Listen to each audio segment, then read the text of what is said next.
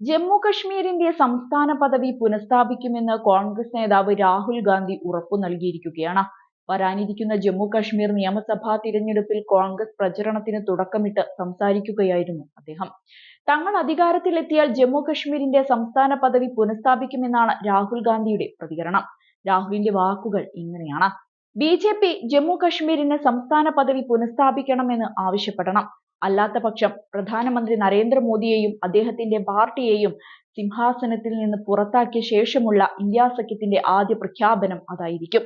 BJP. ആവശ്യപ്പെട്ടാലും ഇല്ലെങ്കിലും മേഖലയിലേക്ക് സംസ്ഥാന പദവി തിരിച്ചുവരുമെന്ന് ഞങ്ങൾ ഉറപ്പാക്കും. ഇന്ത്യ സഖ്യത്തിന്റെ കീഴിൽ തങ്ങൾ സർക്കാരിൽ സമ്മർദ്ദം ചെലുത്തുമെന്നും ലോക്സഭാ പ്രതിപക്ഷ നേതാവ് കൂടിയായ രാഹുൽ ഗാന്ധി എടുത്തു പറഞ്ഞു. ജമ്മു കശ്മീർ കേന്ദ്രഭരണ പ്രദേശമാക്കി മാറ്റുന്നതിനു മുൻപ് ഒരു സംസ്ഥാനമായിരുന്നു. എന്നാൽ ബി.ജെ.പി. 2 കേന്ദ്രഭരണ പ്രദേശങ്ങളായി തരം താഴ്ത്തി. ജനാധിപത്യം എന്ന പദം സ്വന്തം അസംബ്ലിയുള്ള ഒരു സംസ്ഥാനത്തിന് ചേരുന്നതാണ്. അവിടെ പ്രശ്നങ്ങൾ ചർച്ച ചെയ്യുകയും നിയമങ്ങൾ നിർമ്മിക്കുകയും ചെയ്യുന്നു. അത്തരത്തിലുള്ള എല്ലാ കാര്യങ്ങളും കശ്മീരിൽ നിന്ന് തട്ടിയെടുത്തു എന്ന് രാഹുൽ ഗാന്ധി പറഞ്ഞു.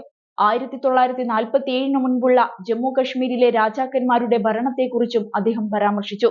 ജനാധിപത്യത്തിനും തിരഞ്ഞെടുക്കപ്പെട്ട ഒരു ഗവൺമെന്റിനും വഴിയൊരുക്കുന്നതിന് മഹാരാജാവിനെ മാറ്റി നിർത്തി. എന്നിരുന്നാലും ഇവിടെ ഒരു എൽ.ജി. അതായത് ലഫ്റ്റനന്റ് ഗവർണർ ഉണ്ട്. എൽ.ജി. എന്നത് ഒരു തെറ്റായ പദമാണ്. അത് 21-ാം നൂറ്റാണ്ടിലെ രാജാവിനെയാണ് പ്രതിനിധീകരിക്കുന്നത് എന്ന് രാഹുൽ ചൂണ്ടിക്കാട്ടി. അതേസമയം ഇന്ത്യ സഖ്യത്തിന്റെ ശക്തി പ്രകടനത്തിൽ നാഷണൽ കോൺഫറൻസ് പ്രസിഡന്റ് ഫാറൂഖ് അബ്ദുള്ളയും MP മിയാൻ അൽതാഫും പങ്കെടുത്തിരുന്നു. 90 സീറ്റുകളുള്ള നിയമസഭാ തിരഞ്ഞെടുപ്പിൽ ഇരു പാർട്ടികളും സംയുക്തമായാണ് മത്സരിക്കുന്നത്. CPM-ഉം ഈ സഖ്യത്തിന്റെ ഭാഗമാണ്. നേരത്തെ ലോക്സഭാ തിരഞ്ഞെടുപ്പിലും ഇന്ത്യ സഖ്യത്തിന്റെ ഭാഗമായാണ് ഈ കക്ഷികൾ മത്സരിച്ചിരുന്നത്. അതേസമയം ജമ്മു കശ്മീർ നിയമസഭാ തിരഞ്ഞെടുപ്പിലുള്ള 2ാം ഘട്ട സ്ഥാനാർത്ഥി പട്ടിക കോൺഗ്രസ് പുറത്തുവിട്ടത് കഴിഞ്ഞ ദിവസമാണ്. 6 പേരുടെ പട്ടികയാണ് പ്രഖ്യാപിച്ചത്. സംസ്ഥാന അധ്യക്ഷൻ താരിഖ് ഹമീദ് കര സെൻട്രൽ ഷാൽട്ടിങ്ങിൽ നിന്ന് മത്സരിക്കും. നാഷണൽ കോൺഫറൻസും കോൺഗ്രസും തമ്മിൽ നേരത്തെ സീറ്റ് ധാരണ നിലവിൽ വന്നിരുന്നു. റിയാസിയിൽ നിന്ന് മുംതാസ് ഖാൻ മത്സരിക്കും.